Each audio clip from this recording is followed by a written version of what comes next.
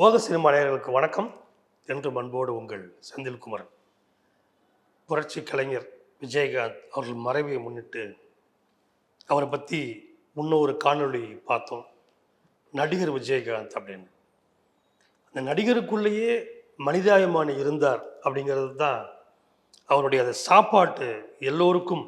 அவர் உணவுக்காக ஒரு படப்பிடிப்பில் கடும் பசியில் கையை பிடித்து நிறுத்தப்பட்ட அந்த சோகம், அதனால் சாப்பாடு போடுறார் அப்படின்ற விஷயத்தை அதுலேயே பார்த்தோம். என்றாலும் அது எல்லாருமே இன்னைக்கு பார்த்தீங்கன்னா விஜயகாந்த்னா எம்ஜிஆர் அவர்களுக்கு பிறகு அதிகமாக எல்லோருக்கும் உணவு கொடுத்தவர் அப்படின்ற விஷயம் எல்லாராலும் சொல்லப்படுகிறது. அதனால் அதை நம்ம அவருடைய நடிகர் விஜயகாந்த் அப்படிங்கிற இடத்துலையே வச்சிட்டோம். அதையும் மீறி விஜயகாந்த் என்ற மனிதாபிமானி, அதை நம்ம கண்டிப்பாக ஒரு நடிகர் என்பதற்கும் அப்பாற்பட்டு, ஏன்னா அவரை விட புகழ்மிக்க நடிகர்கள் இருக்காங்க, அவரை விட புகழ்மிக்க ரசிகர் மன்றம் அதிகம் உள்ள நடிகர்கள் இருக்காங்க. ஆனால் அவர்களை விட விஜயகாந்த் எப்படி ஒரு மனிதாபிமானியாக இருந்தார். மிகப்பெரிய பல ஹீரோக்கள் இருக்காங்க, அவர்களை வைத்து படம் பண்ணுவது என்பது மிகப்பெரிய குதிரை கொம்பாக இருக்குது. ஆனால் விஜயகாந்த் அன்னைக்கு எப்படி இருந்தார் அப்படின்றது தான் நம்ம இந்த காணொலியில் பார்க்க போகிறோம்.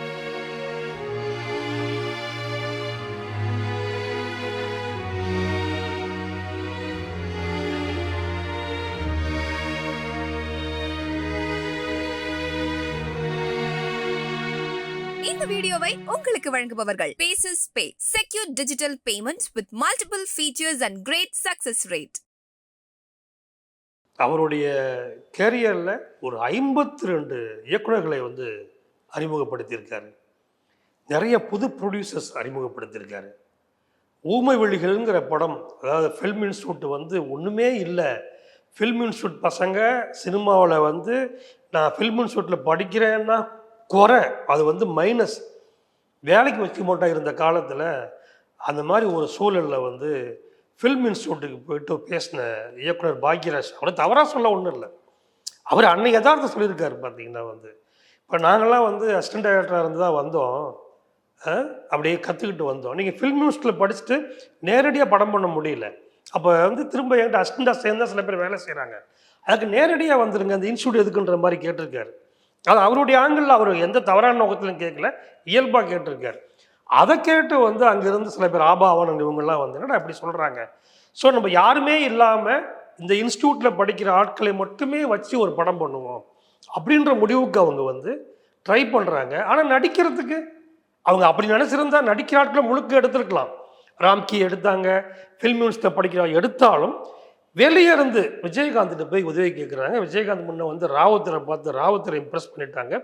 நண்பர் ராவுத்தருக்காக நடிக்கிறதுக்கு விஜயகாந்த் வராரு. பார்த்தீங்கன்னா படத்தில் நடிக்கிறாரு, அவர் மிகப்பெரிய ஹீரோ. ஆனால் அந்த படத்தில் நிறையா பாட்டுகள் இருக்குது, ஆனால் அந்த பாட்டுகள் எதுவுமே ஒரு கிடையாது. கேட்டால் எனக்கு இல்லை, உங்களுக்கு இல்லை சார் அப்படின்னு சொல்கிறாங்க. சண்டை காட்சிகள் இருக்குது, இவரோட மற்றவங்களுக்கு சண்டை காட்சிகள் இருக்குது, கேட்டால் உங்களுக்கு இல்லை சார்னு சொல்கிறாங்க. என்ன நம்மளை இந்த மாதிரி இது பண்ணுறாங்களே, அவரோட நம்மளை யூஸ் பண்ணிக்கிட்டு இவங்க நம்மளை ஏதாவது இது மற்ற யாராக இருந்தாலும் அப்படி தான் யோசிச்சு நம்மளை கெடுத்துருவாங்களோ அப்படின்னு தான் மற்ற யாராக இருந்தாலும் யோசிப்பாங்க. மீறி இதை படித்து நம்ம தான் படிக்கலை, படித்த பசங்க அதை பண்ணுறாங்க. பண்ணுவோங்கிறதுக்காகவும் ராவுத்தர் சொன்னாருங்கிறது அந்த படத்தை பண்ணுறாரு. அவ்வளவு தூரம் அந்த படம் நடித்து முடிச்சுட்டு வந்திருக்கலாம். அந்த ட்ரிபியூனலில் பிரச்சனை வருது, ரிலீஸ் பண்ண முடியல. அப்போ ப்ரொடியூசர் ஆபாவாரும் டைரக்டர் அரவிந்த் ராஜும் மும்பையில் போயிட்டு அந்த என்னங்க இது நல்லா தான் பண்ணியிருக்கோம் அப்படின்னு சொல்லி ஒரு அதிகாரிகிட்ட வழி இல்லாமல் காலில் விழுந்து கும்பிட போகிறாங்க. இவர் ஹீரோ, இவர் இந்த படத்தில் பெரிய சம்பளம் கிடையாது, இவர் அவங்க பண்ணது உதவி, அந்த உதவியோடு முடிச்சிருக்கலாம். அது இல்லாமல் பார்த்தீங்கன்னா அதையும் மீறி இவரும் காலில் விழுந்து எல்லாமே ஷாக் ஆகிட்டாங்க.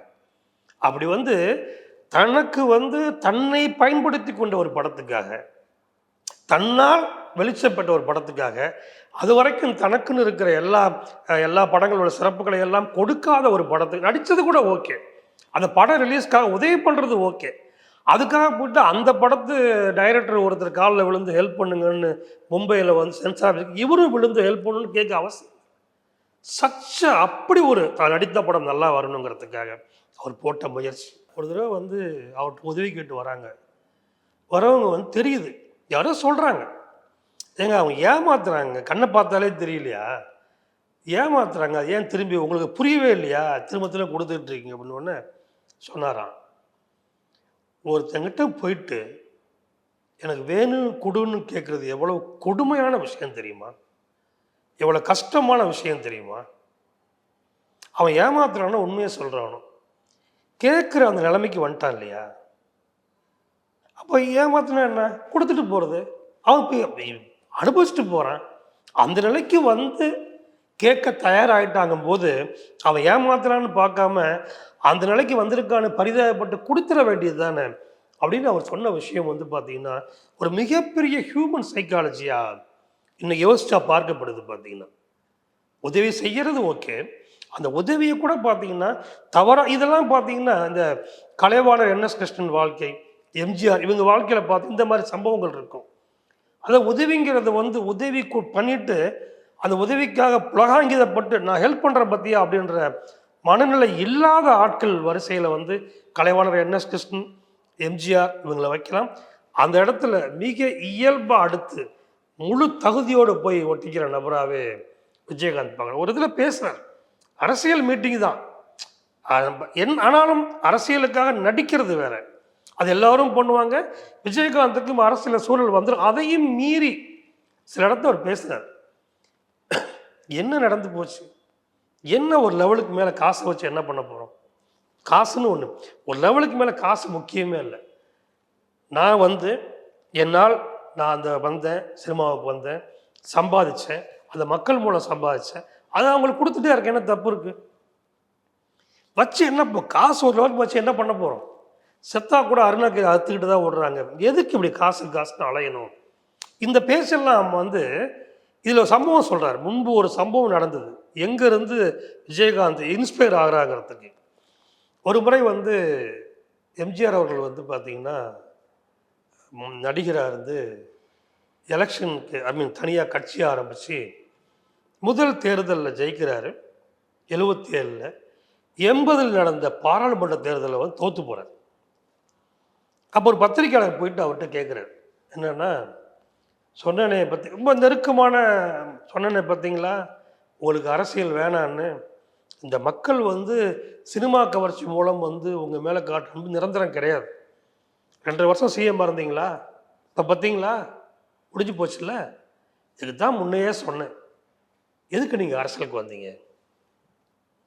எம்ஜிஆர் அவர்கிட்ட சொன்னார், பார்த்தீங்கன்னா ஒன்றும் இல்லைங்க, பெரிய விஷயம் கிடையாது, நான் இங்கே வரும்போது எதுவுமே கொண்டு வரல, சாப்பாட்டுக்கு கஷ்டப்படுற வறுமையான குடும்பத்தில் தான் வந்தேன், நான் என்னை இந்தளவு கொண்டு வந்திருக்காங்க, நான் முதலமைச்சராக இருந்துட்டேன், போதும், மக்கள் மனசை வென்றுட்டேன், எனக்கு இனிமேல் நான் என்ன நடக்க போகுது, அதிகபட்சம் எனக்கு பிள்ளைகள் கிடையாது, ஒருவேளை இந்த தோல்வியால், அதாவது 80 நடந்த பார்லிமெண்ட் எலெக்ஷன் தோல்வியால் நான் எல்லாவற்றையும் இழக்கிற சூழல் வந்தால் கூட நானும் என் மனைவியும் தமிழ்நாட்டு மக்களை பார்த்து ஒவ்வொருத்தரும் நீங்கள் எனக்கு வந்து ஒரு நேரம் உங்கள் வீட்டில் சோறு போடுவீங்களா அப்படின்னு கேட்டுட்டு மெட்ராஸ்லேருந்து கிளம்புனேன்னா, அதாவது ஒவ்வொருத்தர் வீட்லேயும் ஒவ்வொரு நேரம் சாப்பிட்டுட்டு அப்படி போகிறோன்னா கன்னியாகுமரி போகிறதுக்குள்ளே எனக்கும் என் மனைவிக்கும் ஆயிலே முடிஞ்சிடும்.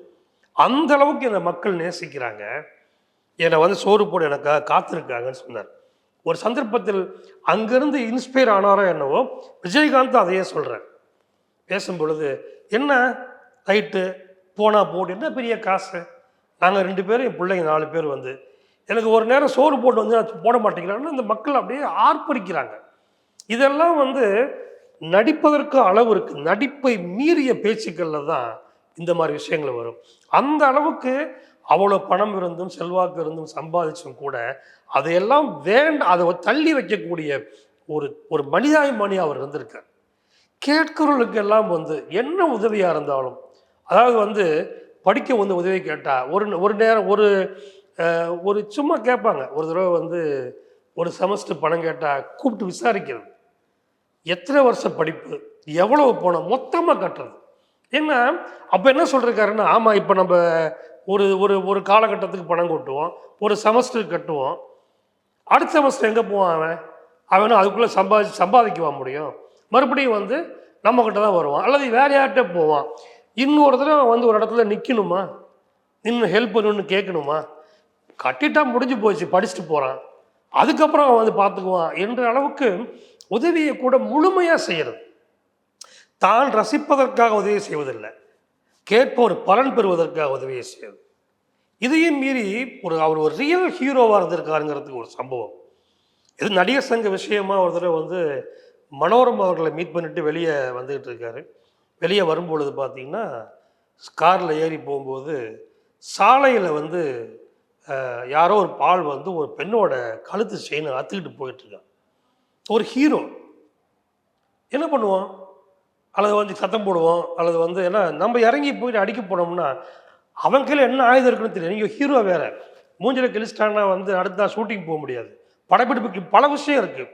ஆனால் எதுவுமே யோசிக்காமல் கார்லேருந்து இறங்கி நடு ரோட்டில் ஓடி போயிட்டு அவனை பிடிச்சி அடித்து அந்த செயினை பிடுங்கி கொடுத்தார். இதுதான் ரியல் ஹீரோயிசம். அந்த நேரத்தில் வந்து எதையுமே யோசிக்கிறது இல்லை. ஒரு பெண் அவள் செயினை பறி கொடுக்குறா. ஒரு நகைங்கிறது அந்த பெண்ணுக்கு வந்து ஒரு மிகப்பெரிய விஷயமா இருக்கலாம், அது இழந்தால் மிகப்பெரிய ஒரு லாஸ் ஆகலாம். அதை வந்து இன்னொரு ஆளை வச்சு கூட பண்ணலாம், தானே பண்ணக்கூடிய அளவுக்கு விஜயகாந்த் அந்த அளவுக்கு வந்து சினிமாவில் இருக்கிற மாதிரி நிஜ வாழ்க்கையிலும் ஹீரோவாக இருந்திருக்கார். விஜயகாந்த் அவர்களுக்கு அன்னைக்கு இருந்த மார்க்கெட் வேல்யூவுக்கு அவர் கேட்குற சம்பளத்தை கொடுக்க ஆள் இருந்தாங்க, அல்லது சம்பளம் தரேன்னு சொல்லி ஒத்துக்கிட்டு ஒத்துக்கிட்டு படம் ஆரம்பிப்பாங்க. அப்போது அப்படி ஒத்துக்கிட்டு படம் ஆரம்பிக்கிறவங்க வந்து பார்த்தீங்கன்னா ஒரு வேலை சம்பளத்தை திருப்பி கொடுக்க முடியலன்னா நீ தானே சொன்ன கண்டிப்பாக கொடுன்னு கேட்குற அளவுக்கு அவருக்கு ரைட்ஸ் இருக்குது. என்னை ஒத்துக்கிட்டு தான் பண்ணுறாங்க. கடைசி ஏதோ காரணத்தால் செலவு அதிகமாக காரணமோ அல்லது ஏதோ சூழலால் விஜயகாந்துக்கு முழு சம்பளம் கொடுக்காம பாக்கி வச்சிட்டான்னு வச்சுக்கோங்க, என்ன நடக்கும்? பொதுவாக என்ன நடக்கும்? கொடுப்பியா இல்லையா அப்படின்னு கேள்விப்போம். இப்போல்லாம் என்ன பண்ணுறாங்க பார்த்தீங்கன்னா ரிலீஸ்க்கு முன்னாடியே சம்பளம் முழுக்க வரலன்னா படத்தையே வந்து ஸ்டாப் பண்ணுற மாதிரிலாம் போகிறாங்க. ஆனால் விஜயகாந்த் என்ன பண்ணுவார், அந்த ப்ரொடியூசர் என்ன இருந்தாலும் ஒரு பாதி சம்பளம் கொடுத்தாருன்னு வச்சுக்கோங்க, அந்த பாதி சம்பளத்தையும் தனக்கு முழு சம்பளம் மைண்டில் நினச்சி ஃபிக்ஸ் பண்ணிக்குவார். சம்பளம் எனக்கு 5 லட்ச ரூபாயா, முதல் 2.5 வந்துருச்சா, மென்டலாக ஃபிக்ஸ் பண்ணிக்கிறது.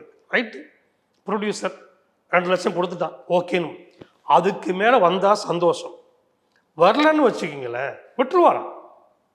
சில பேர் சில சமயம் வந்து பார்த்தீங்கன்னா அதுக்கப்புறம் பார்க்க தயங்கிக்கிட்டு இருப்பாங்களாம், ஏதோ காரணமாக பேசுவாங்களாம், கூப்பிடுவாராம். எதுக்கு தயங்கி போகிற? ஆமாம் சம்பளம் 5 லட்சம் பேசினேன், 2.5 தான் கொடுக்குத, 2.5 கொடுக்கல, முடியலையோ என்னமோ கொடுக்கல, பரவாயில்ல விடு, அதுக்கே வருத்தப்படுற, இதான் இப்போ 2.5 கொடுத்தல என்று சொல்கிற அளவுக்கு அப்படி வந்து அவர் வந்து விட்டு கொடுத்து, அதாவது அவர் எந்த ப்ரொடியூசரும் தேடி போகாத சூழலுக்கு வந்துட்டார். இவங்க தான் தேடி போகிறாங்க. அப்போ இவங்க ஒரு சம்பளம் சொல்கிறாங்க, அந்த சம்பளம் தரலன்னா கேட்கக்கூடிய முழு தார்மீக உரிமை அவருக்கு இருக்குது. ஏன்னா ஏமாத்திரியா அப்படின்னு கேட்கலாம். ஆனால் அப்படி கேட்காம அப்படி தர முடியாத மேலே கோவப்பட்டு அப்படி அவாய்ட் பண்ணலாம், கண்டுக்காம விடலாம். அதை கூட செய்யாமல் அப்படி தர முடியலன்னு வருத்தப்பட்டு அவங்கள கூப்பிட்டு சமாதானம், இது எங்கேயாவது நடக்குமா? எந்த அளவுக்கு ஒருத்தர் மனிதாபிமானியாக இருந்தால் இது சாத்தியப்பட்டிருக்கும். முன்பே சொன்னோம், அந்த முந்தைய வீடியோவில் விஜயகாந்த் நடிகர் என்ற அந்த வீடியோவில் சொன்னோம், சட்டம் ஒரு இருட்டரை எஸ்.ஏ. சந்திரசேகர் சார் அவர் தான் வந்து பார்த்தீங்கன்னா அந்த ஒரு மிகப்பெரிய வெற்றி படத்தை விஜயகாந்த் கொடுத்தார். தொடர்ந்து பல படங்கள் அவங்க சாட்சி எல்லாமே பண்ணாங்க பார்த்தீங்கன்னா. அப்போது அந்த சூழலில் ஒரு லெவலில் விஜயகாந்த் எங்கோ வளர்ந்துட்டார். அடுத்த கட்டமாக எஸ்.ஏ. சித்தார்த் தன் மகன் விஜயை வந்து ஹீரோவாக்கியிருக்கார். இன்றைய தளபதி விஜய் அவர் சின்ன படங்கள் பண்ணிக்கிட்டு இருக்காரு. அப்போ ஒரு நாள் எஸ்.ஏ. சந்திரசேகர் யோசிக்கிறார், விஜயகாந்த் சாரோட நம்ம பையன் சேர்ந்து ஒரு படத்தில் நடித்தா விஜயகாந்த் சார் ஃபேன்ஸ்க்கெல்லாம் நம்ம பையன் அறிமுகமாகும், அந்த பையனுக்கு இன்னும் ப்ளஸ்ஸாக இருக்கும் அப்படின்னு சொல்லி விஜயகாந்த்கிட்ட கேட்க போகிறார். கேட்க போயிட்டு இந்த மாதிரி நான் படம் பண்ணுறேன். அப்போ வளர்ந்து வர ஹீரோ அப்போ என்ன சொல்லலாம், விஜயகாந்த் நான் கதை பொருத்தமாக இருந்தால் பண்ணலாங்க, ஏன்னா உங்கள் பையன் வந்து பண்ணிகிட்டு இருக்கும்போது அப்படித்தான், இது வந்து நியாயம் கிடையாது, ஆனால் எனக்கு இருக்கிற இருப்பை சொல்கிறேன், எனக்கு ஏற்ற கேரக்டர் இருந்தால் பண்ணலாம் ஆனால் என்ன சொல்கிறாருன்னா ஒரே வார்த்தை, எதாலும் பரவாயில்லைங்க, தம்பிக்காக உங்களுக்காக நான் பண்ணித்தரேன் அப்படின்னு.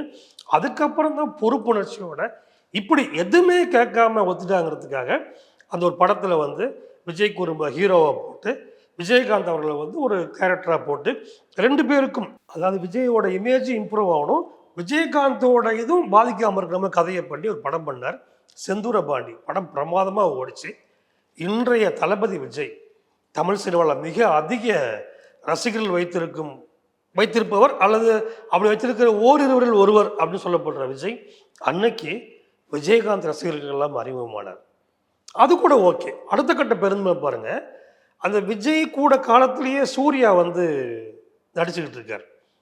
அப்போது தன் மகனுக்கு பண்ணதை எஸ்ஏசி சார் பெருந்தன்மையோட சூர்யாவுக்கும் பண்ண ஆசைப்படுறார். அப்போ நம்ம வந்த உடனே ஒரு பெட்டராக போயிருக்கு. ஸோ அதே மாதிரி சூர்யாவுக்கு வேணுன்ட்டு மறுபடியும் விஜயகாந்த் போகிறார். போயிட்டு இந்த மாதிரி வந்து நமக்கு தம்பிக்கு பண்ண மாதிரியே சூர்யாவுக்கு ஒரு படம் பண்ணுறேன். ஸோ நீங்கள் ஒரு கேரக்டர் பண்ணி தான் சூர்யாவுக்கு ப்ளஸ்ஸாக இருக்கும். யாராக இருந்தாலும் இன்றைய காலம் என்ன யோசிப்பாங்க, சார் நீங்கள் வந்தீங்க பண்ணி தந்தேன், உங்கள் பையனுக்காக பண்ணி தந்தேன், பட் இதெல்லாம் அப்படின்னு கேட்குறத விட மோசமாக கேட்குற பல பேர் இன்றைக்கி இருக்காங்க. ஆனால் அவர் என்ன சொல்லியிருக்காரு பார்த்தீங்கன்னா, சார் உங்கள் பையனுக்கு வந்து கேட்டீங்க, அது கூட வந்து ஒரு விஷயம் சார், ஓகே நம்ம பையன் நினச்சி கேட்டிருக்கலாம். நீங்கள் எவ்வளோ தூரம் பெருந்தன்மையாக வந்து அந்த மாதிரி சூர்யாவுக்கும் ஒரு படம் பண்ணுதான்னு கேட்குறீங்க, அப்போ நான் பண்ணித்தர மாட்டேன் சார்னு பண்ணி கொடுத்தார். இதெல்லாம் இன்னைக்கு ரொம்ப அதிசயமான நிகழ்வாக போயிடுச்சு. அதாவது ஒரு காலத்தில் இதெல்லாம் தான் நம்ம பழைய சினிமா பார்த்தா எம்ஜிஆர், சிவாஜி, ஆரம்ப கமல், ரஜினி சார் இதெல்லாம் பார்க்கும் பொழுது விஜயகாந்த் இவங்க கமல், ரஜினி சார் இன்றைக்கும் இருக்காங்க. பட் அவங்க அவங்களையும் சேர்த்துக்க வேண்டியிருக்கு. ஏன்னா அந்த காலங்கொட்டு நீண்ட நெடிய பயணம் அவங்களும் பண்ணுறதால இவங்க காலத்திலலாம் இப்படி இருந்திருக்கு. ஆனால் இன்னைக்கு இதெல்லாம் இந்த விஷயங்கள் மாதிரி பெருந்தன்மை, ஒருத்தர் பண்ணுறோட குணத்தை ஒருத்தர் பாராட்டுறது, சப்போர்ட்டிவாக போகிறது, அதெல்லாம் பார்த்தீங்கன்னா வந்து அன்னைக்கு அடிப்படை குணமாக இருந்தது. அது மனுஷன்னா அப்படி தான் இருக்கணும். ஆனால் இன்னைக்கு அது ஸ்பெஷல் குணமாக போற்றத்தக்க குணமாக மாறிடுச்சு. அப்படி இன்றைய சூழலில் இதையெல்லாம் விஜயகாந்த் பண்ணியிருக்காரு நினைக்கும் பொழுது இன்னைக்கு வந்து பார்க்குறோம் ஏதோ ஒரு வகை நான் எனக்கு தெரிஞ்ச ஒரு ஆங்கிளில் பேசிக்கிட்டு இருக்கேன். ஒவ்வொருத்தரும் ஒவ்வொரு கோணத்தில் பேசுகிறாங்க. இன்று விஜயகாந்த் வந்து அந்த ஊர்வலத்தில் வரதெல்லாம் மக்கள் அவங்க வந்து எல்லாருமே அந்த தேமுதிக கட்சியை சேர்ந்தவர்கள் அல்ல, எல்லாருமே விஜயகாந்துக்கு மட்டும் ரசிகர்கள் கிடையாது. ஏதோ ஒரு வகையில் அவருடைய பேச்சால், அவருடைய செயலால், அரசியலில் சில சர்க்கிள்கள் அவருடைய கட்சி மீட் பண்ணாலும் ஒரு குறிப்பிட்ட காலம் வரைக்கும் அவர் கேட்ட தைரியமான கேள்விகளால் அவருடைய கோபத்தின் நியாயம் எல்லாருக்கும் புரிஞ்சிருக்கு. அவர் வந்து சக சினிமாக்காரர்கள் தவறு பண்ணால் கோபப்பட்டிருக்கார். உதாரணமாக சிவாஜி சாருடைய மரணம், அவர் பாடி வந்து அன்னை இல்லத்தில் இருக்குது பார்த்தீங்கன்னா, ரஜினி சார்லாம் வந்திருக்காங்க, யார் மேலே உட்காந்துட்டு போகிறதுன்றது நம்மளா ஏறினா தப்பாக எடுத்துருவாங்களோ அப்படின்னு எல்லாரும் நிற்கும் பொழுது மிக பெருந்தன்மையாக விஜயகாந்த் சார் ரஜினி சார்கிட்ட போய்ட்டு அண்ணே மேலே ஏறுங்கன்னேன்னு சொல்லி ரஜினி சாரை அன்றைக்கி வந்து விஜயகாந்த் நடிகர் சங்க தலைவர் எல்லாத்தையும் கும்பிடு போட்டு அவர் மட்டும் மேலே உட்காந்துருக்கலாம். ஆனால் ரஜினி சாரை ஏற வச்சு, கமல் சாரை ஏற வச்சு, அப்படி எல்லா இடத்துலையும் பெருந்தன்மை நடந்திருக்கார். அங்கே போய்ட்டு சிவாஜி சார் பாடியை வந்து அங்கே எரிய விட்டும் பொழுது பயங்கரமான தள்ளுமுள்ளு, போலீஸே தடுமாறுது. என்னடா அதான் அந்த காஃபின் எதுவும் ஆகிட போதோ, அதை சவப்பட்டு இந்த மாதிரிலாம் கேள்விகள், ரசாபாசம் ஆகிடுமோன்னு ஒரு குழப்பம் இருக்கும் பொழுது துண்டை மடித்து கட்டிக்கிட்டு சுற்றி கும்பலை விலைக்கு சரி பண்ணி கிளியர் பண்ணி அந்த இடத்துல நம்ம ஒரு பெரிய ஹீரோ நடிகர் அதெல்லாம் யோசிக்கவே இல்லை. என்னைக்கும் நான் வந்து மதுரையிலேருந்து ஒரு சாதாரண மதுரைக்காரன், அந்த நினைவோடைய வாழ்ந்த இப்படி ஏதோ ஒரு வகையில் எல்லாரையும் ஒரு மனிதராகவும் அவர் கவர்ந்ததால் தான் பார்த்தீங்கன்னா இன்னைக்கு வந்து எல்லா பவுண்டரிஸையும் உடைச்சிட்டு கட்சி, மொழி அல்லது சினிமா பிடிக்கிறவங்க பிடிக்காதவங்க எல்லாவற்றையும் தாண்டி மனிதாபிமானி, அதாவது மனிதன் விஜயகாந்துக்காக வந்திருக்கார். இதைத்தான் நம்ம வந்து சக சினிமாக்காரர்களாகட்டும், ஒரு சினிமாங்கிறது ஒரு கவர்ச்சியான விஷயங்கிறதால பார்த்தீங்கன்னா நிறைய பேருக்கு போய் சேருது. விஜயகாந்தை விட சிறந்த ஒரு மனிதாபிமானி சினிமாக்காரர் இல்லாமல் இறந்தால் நிறைய பேர் தெரியாமல் போயிடும். விஜயகாந்த் மிகச்சிறந்த மனிதாபிமானி, அதே நேரம் சினிமாக்காரன்ற ஒரு ஆடட் ஒரு அட்ராக்ஷன் அவருக்கு இருக்கு. அப்போ அதன் விளைவாக நம்ம இதை வந்து ஒரு நிகழ்ச்சியாக பார்த்து கண்ணீர் விடுவதற்காகவும் ஒரு நாள் சோக சம்பவமாகவும் இல்லாமல் இவங்க என்ன பண்ணாங்க, இவங்க எப்படி வாழ்ந்தாங்க, அந்த ஒரு எல்லோரையும் வந்து ஈர்க்கிற, எல்லோரும் காலில் விழுற ஒரு இடத்துல இருந்தால் கூட இவங்க எவ்வளோ பணிவாக இருந்தாங்க, பெருந்தன்மையாக இருந்தாங்கிறத கற்றுக்கிறது தான், அதை எடுத்துக்கிறது தான் சக சினிமாக்காரனுக்கு மட்டுமல்ல, இந்த 2 நாட்களாக தமிழகமே ஸ்தம்பித்து கிடக்குது பாருங்க. எல்லா இயல்பு வேலையும் அந்த 2 நாட்கள் நாம் வந்து தத்தம் செய்து இந்த உணர்வில் இருக்கிறோமே, அந்த உணர்வுக்கும் மறைந்த விஜயகாந்த் அவர்களுக்கும் நாம் செய்யும் சிறந்த அஞ்சலியாக இருக்க முடியும். நன்றி, வணக்கம். இந்த வீடியோ உங்களுக்கு பிடிச்சிருந்தா லைக் பண்ணுங்க, ஷேர் பண்ணுங்க, கமெண்ட் பண்ணுங்க. மறக்காம OH தமிழ் சேனலுக்கு சப்ஸ்கிரைப் பண்ணுங்க.